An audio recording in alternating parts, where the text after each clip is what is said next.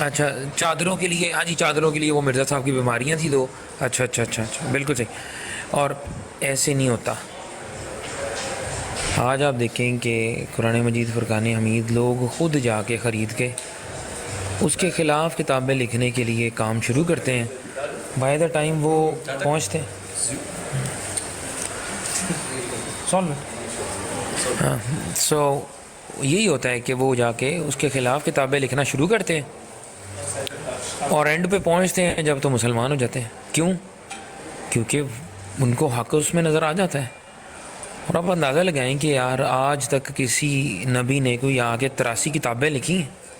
کیا نبیوں کے یہ کام ہوتے ہیں کہ وہ آگے کتابیں لکھیں، لوگوں کے ساتھ مناظرے کریں، لوگوں کو جو ہے وہ عجیب و غریب طریقے سے جو ہے وہ قائل کرنے کی کوششوں میں رہیں، لوگوں سے پیسے لیں اسلام کا کام کرنے کے لیے؟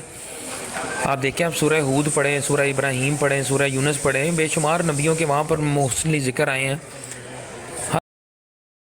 ہر نبی ایک ہی بات کہہ رہا ہے کہ میں تمہارے سے دنیاوی مال کا طلبگار نہیں ہوں، میں تو جو صرف پیغام لے کر آیا ہوں تم اس کو مانو بس. یہ کس قسم کا نبی ہے جو براہین احمدیہ کو لکھنے کے لیے، اپنے الہاموں کو لکھنے کے لیے لوگوں سے پیسے لے رہا ہے اور کتابوں کی قیمتیں رکھی ہوئی ہیں؟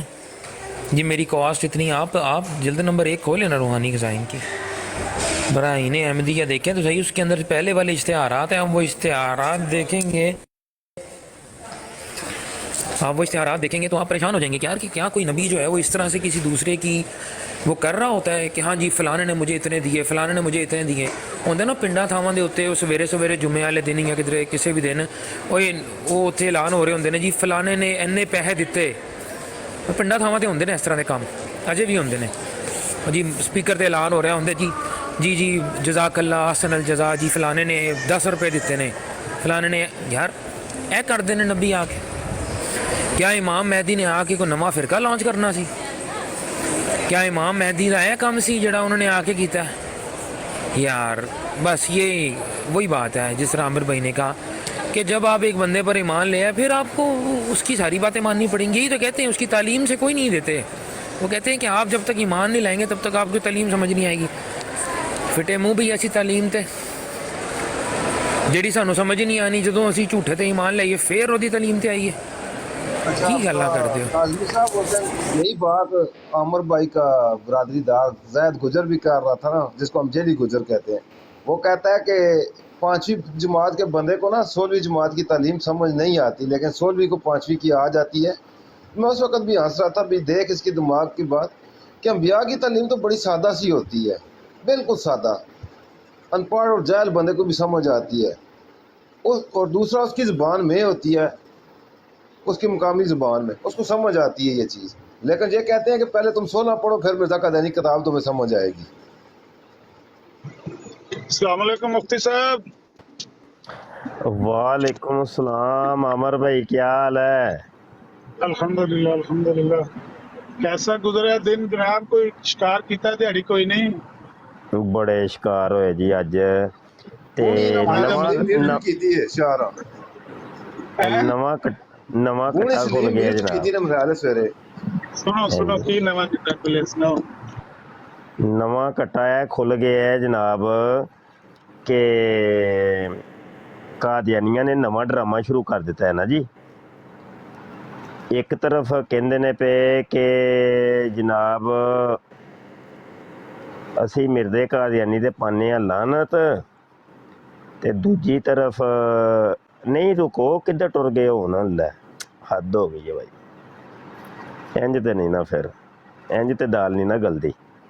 واپس آؤ. تے نال کی کردے نے پے او قادیانیوں کو یہود و نصارہ سے بدتر تو نہ کہو نا.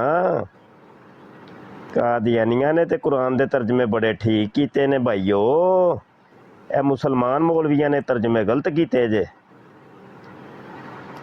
اچھا غلط گل، بالکل غلط گل ہے. جہاں بھی بندہ کہندا ہے غلط نوں غلط کہنا چاہیے، لیکن نرمی نال دعا کرنی چاہیے اللہ کو، اللہ ہدایت دے. قادیانیاں نے کہ ترجمے کرنی رکھی. ਇਹ ਤੇ ਖਾਰਜ ਨੇ ਕੰਮ ਨਹੀਂ ਕੁਰਾਨ ਨਾਲ ਕੀਤਾ ਜਿਹੜਾ ਕਾਦੀਆਨੀਆਂ ਨੇ ਕੀਤਾ। ਹਾਂਜੀ, ਤੇ ਇਹ ਅਸਲ ਦੇ ਵਿੱਚ ਰੌਲਾ ਇਹ ਪਿਆ ਵੇ ਕਿ ਇਹ ਕਿਤਾਬੀਆ ਸਾਹਿਬ ਕੀ ਨਾਂ ਲਿਖਿਆ ਜੀ, ਕਿਤਾਬੜੀਆ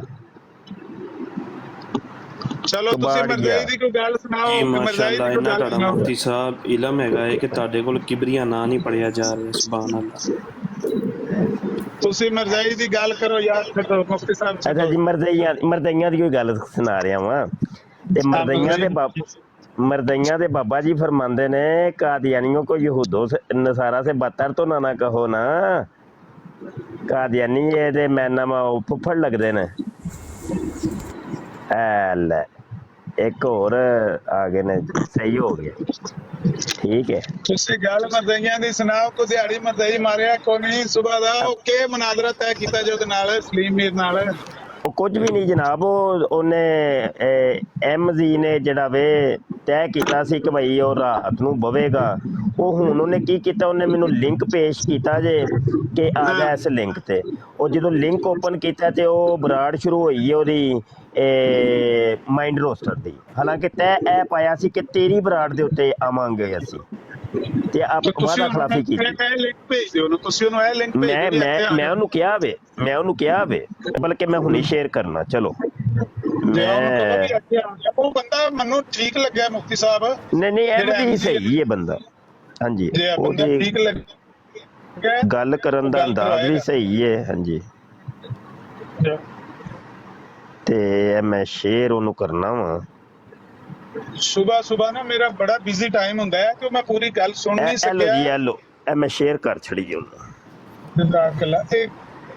ਤੇ ਤੁਸੀਂ ਖਤਮੇ ਨਬੂਵਤ ਦਾ ਮੌਜੂ ਰੱਖਿਆ ਤੇ ਦੂਜਾ ਸ਼ਰਾਫਤ ਨਸੀਹਤ ਆਂਦਾ ਸਦਾਕਤ ਮਸੀਹ ਨੇ। ਮੈਂ ਕਿਹਾ ਸਦਾਕਤ ਦੀ ਬਜਾਏ ਸ਼ਰਾਫਤ ਵਿੱਚ ਪਾ ਲਵੋ। ਉਹ ਬੜਾ ਹੈ ਉਹ MZ ਉੱਠਿਆ ਨਹੀਂ, ਜਾਗੇ ਨਹੀਂ ਹਲੇ MZ ਮੁਫਤੀ ਸਾਹਿਬ। ਹਾਂਜੀ ਮੁਫਤੀ ਸਾਹਿਬ MZ ਕਹਿ ਰਿਹਾ ਸੀ ਮੈਂ ਹੁਣ ਸੌਣ ਲੱਗਾ ਹਾਂ, ਜਾਗਿਆ ਨਹੀਂ ਹਾਲੀ। ਉਹ ਜਾਗ ਗਿਆ ਜੇ, ਤੇ ਜਾਗ ਕੇ ਉਹਨੇ ਕੀਤਾ ਹੈ ਵੇ ਕਿ ਉਹ ਦੂਜੇ ਕਾਦੀਆਨੀਆਂ ਨੇ ਨਾ ਉਹਦੀਆਂ ਲਗਾਮਾਂ ਟੈਟ ਕੀਤੀਆਂ ਨੇ ਕਿ ਕੀ ਕਰਨਾ ਪਿਆ, ਤੇ ਉਹ ਨਾ ਉਹਨੇ ਆਪਣੀ ਬਰਾੜ ਖੋਲ ਲਈਏ। ਮੈਂ ਇਹਨਾਂ ਦੀ ਸਿਆਸਤ ਸਮਝ ਰਿਹਾ ਨਾ ਕਰਨਾ ਕੀ ਚਾਹ ਰਹੇ ਨੇ। ਆਮਰ ਭਾਈ ਦਾ ਬਰੂਜ਼ ਵੀ ਆ ਗਿਆ ਜੇ। ਆਹੋ ਆਮਰ ਭਾਈ, ਤੁਹਾਡੀਆਂ ਰਿਕੁਐਸਟ ਆਈਆਂ ਜੇ ਭਾਈ 4-5। ਉਹ ਮੈਂ ਕਿ ਇੰਨੀਆਂ ਫੇਕ ਆਈਡੀਆਂ ਯਾਰ, ਫੇਕ ਆਈਡੀਆਂ ਬਣਾਈ ਜਾ ਰਹੇ। अच्छा शाह साहब एक काम तो करो ना जी, लगे रहो दिहाड़ी मेरे को सिंगल थोड़े जे वीक सी लेकर टोटे सुनो और स्लीप में फुल पेश कीता सी दलील मुनकर दे जिम्मे होंदी है पेश करना। ਆਹੋ ਅੱਜ ਨਵਾਂ ਕਾਨੂੰਨ ਭਾਈ ਸੁਣ ਲਿਆ ਸਾਜੇ ਨਾ ਤੁਸੀਂ, ਅੱਜ ਨਵਾਂ ਕਾਨੂੰਨ ਆਇਆ ਜੀ। ਸਲੀਮ ਮੀਰ ਦੇ ਮੂੰਹ ਨਹੀਂ ਦੱਸਿਆ ਸਿਗਨਲ ਮੇਰੇ ਕੋਲ ਵੀਕ ਹੈ, ਲੇਕਿਨ ਤੁਹਾਡੀ ਗੱਲ ਮੈਨੂੰ ਸਮਝ ਆਈ ਹੈ। ਨਹੀਂ ਉਹ ਜਦੋਂ ਮੈਂ ਨੁਕਤਾ ਫੜਿਆ ਸੀ ਨਾ, ਉਸ ਤੋਂ ਥੋੜੀ ਦੇਰ ਪਹਿਲੇ ਦੀ ਤੁਸੀਂ ਸੁਣੋਗੇ ਨਾ ਗੁਫ਼ਤਗੂ, ਮੈਂ YouTube ਚੈਨਲ ਖਤਮੇ ਨਬੂਵਤ ਟਾਈਮ ਤੇ ਨਾ ਅਪਲੋਡ ਕਰ ਦਿਆਂਗਾ। ਤੇ ਉੱਥੇ ਉਹਨੇ ਕਾ ਦੋ ਕਲਿੱਪ ਮੈਂ ਆਪੇ ਕੱਟ ਲਵਾਂਗਾ ਫਿਰ। ਹਾਂਜੀ ਉਹਦੇ ਵਿੱਚ ਨਵਾਂ ਕਾਨੂੰਨ। ਮੈਂ ਕਿਹਾ ਪੁੱਤਰ ਇਹ ਤੁਹਾਡੇ ਲਿੱਤਰ ਤੁਹਾਡੇ ਸਿਰੇ ਹੀ ਵੱਜਣੇ ਨੇ, ਤੇ ਤੁਹਾਨੂੰ ਵੇਖੋ ਬੰਦਾ ਕੀ ਹੈ। ਇਹ ਹੁਣ ਕਾਨੂੰਨ ਜਿਹੜਾ ਨਾ ਮੈਂ ਫੜ ਕੇ ਰੱਖਣਾ, ਇਹ ਹਰ ਜਗ੍ਹਾ ਜਿਹੜਾ ਨਾ ਕਾਨੂੰਨ। ਨਬੀ ਕਰੀਮ ਫਰਮਾਉਂਦੇ ਦਲੀਲ ਮੁਦਈ ਦੇ ਜ਼ਿੰਮੇ ਹੁੰਦੀ ਹੈ, ਕਹਿੰਦਾ ਦਲੀਲ ਮੁਨਕਰ ਦੇ ਜ਼ਿੰਮੇ ਹੁੰਦੀ ਹੈ। ਮੁਨਕਰ ਦੇ ਜ਼ਿੰਮੇ ਹੁੰਦੀ ਹੈ। ਨਹੀਂ ਉਹ ਵੀ ਮੈਂ ਲਫ਼ਜ਼ ਤੇ ਸੁਣ ਨਹੀਂ ਸਕਿਆ। ਉਹ ਕਿਹੜੀ ਰਿਕਾਰਡਿੰਗ ਹੈ ਜੇ ਕੋਲ? ਰਿਕਾਰਡਿੰਗ ਬਿਲਕੁਲ ਹੈ ਵੇ ਜਨਾਬ, ਪੂਰੀ ਰਿਕਾਰਡਿੰਗ ਹੈ। ਤੇ ਉਹ ਨਾ ਅਸਲ ਦੇ ਵਿੱਚ 2 ਕਲਿੱਪ ਮੈਂ ਉਹ ਮਰਜ ਕਰਨੇ ਨੇ, ਤੇ ਉਹ ਥੋੜੀ ਜਿਹੀ ਐਡੀਟਿੰਗ ਵਗੈਰਾ ਦਾ ਕੰਮ ਮੈਂ ਤੇ ਉਹ ਵਕਤ ਕੱਢ ਕੇ ਨਾ ਉਹ ਮੈਂ ਕਰਕੇ ਤੇ ਇਨਸ਼ਾਅੱਲਾ ਅਪਲੋਡ ਕਰਨਾ। ਉਹ ਦੋਵਾਂ ਨੂੰ ਮਿਲਾਣਾ ਹੈ, ਮਿਲਾ ਕੇ ਕਲਿੱਪ ਕੱਢ ਕੇ ਤੁਸੀਂ ਆਪਣੀ ਟਿਕਟੌਕ ਦੀ ਆਈਡੀ ਤੇ ਲਾਓ। ਹਾਂਜੀ ਜੀ ਸਰਕਾਰ, ਇਨਸ਼ਾਅੱਲਾ ਜ਼ਰੂਰ ਇਹ ਜੇ ਅਸੂਲ ਹੋਣੇ ਨੇ ਬੜੇ ਕੰਮ ਆਣੇ ਨੇ, ਕੜੇ ਅਸੂਲ। ਹਾਂਜੀ ਇਹ ਮੁਫਤੀ ਸਾਹਿਬ ਇਹ ਬੜਾ ਹੀ ਪੁਰਾਣਾ ਮਸਲਾ ਹੈ ਕਿ ਸਾਨੂੰ ਮਿਰਜ਼ਾਈ ਤੇ ਕਾਦੀਆਨੀ ਨਾ ਕਹੋ, ਅਹਿਮਦੀ ਕਹੋ। ਤੇ ਮੀਰ ਸਲੀਮ ਨੇ ਇੱਕ ਨਜ਼ਮ ਅੱਜ ਪੜ੍ਹੀ ਹੈ, ਪਤਾ ਨਹੀਂ ਆਪਣੀ ਲਿਖੀ ਹੋਈ ਸੀ, ਤੇ ਉਹ ਤੇ ਬਾਰ-ਬਾਰ ਆਪਣੇ ਆਪ ਨੂੰ ਮਿਰਜ਼ਾਈ ਕਹਿ ਰਿਹਾ। ਉਹ ਮੰਨ ਗਏ ਨੇ, ਫਿਰ ਅੱਜ ਤੋਂ ਬਾਅਦ ਫਿਰ ਮਿਰਜ਼ਾਈ ਕਿਹਾ ਕਰੀਏ ਅਸੀਂ? ਹਾਂਜੀ ਨਹੀਂ ਉਹ ਕਾਦੀਆਨੀ ਕਹਿੰਦੇ ਨੇ ਸਾਨੂੰ ਕਾਦੀਆਨੀ ਨਾ ਉਹ ਕਹੋ, ਤੇ ਮਰਦਈ ਕਹਿੰਦੇ ਨੇ ਸਾਨੂੰ ਮਰਦਈ ਨਾ ਕਹੋ। ਰੋਲੇ ਤੇ ਪਏ ਨੇ ਨਾ ਜਨਾਬ, ਇਹ ਰੋਲੇ ਪਏ ਰਹੇ ਨੇ। ਸ਼ਾਹ ਜੀ ਇਹ ਬਿਨਾ ਨਹੀਂ ਉਸਨੇ ਨਜ਼ਮ ਲਿਖੀ ਮੁਫਤੀ ਸਾਹਿਬ ਮਰਜ਼ਈ ਕੌਣ ਨੇ? ਮਿਰਜ਼ਾ ਜੂਨੀਅਰ ਜੇਲਮੀ ਦੇ ਫਾਲੋਅਰ, ਮਿਰਜ਼ਾ ਜੂਨੀਅਰ ਦੇ ਫਾਲੋਅਰ ਤੁਸੀਂ। अच्छा मुफ्ती साहब वैसे ना ਮੈਂ ਆਮਿਰ ਭਾਈ ਦੀ ਬਰਾਡ ਹੈਗੀ ਹੈ।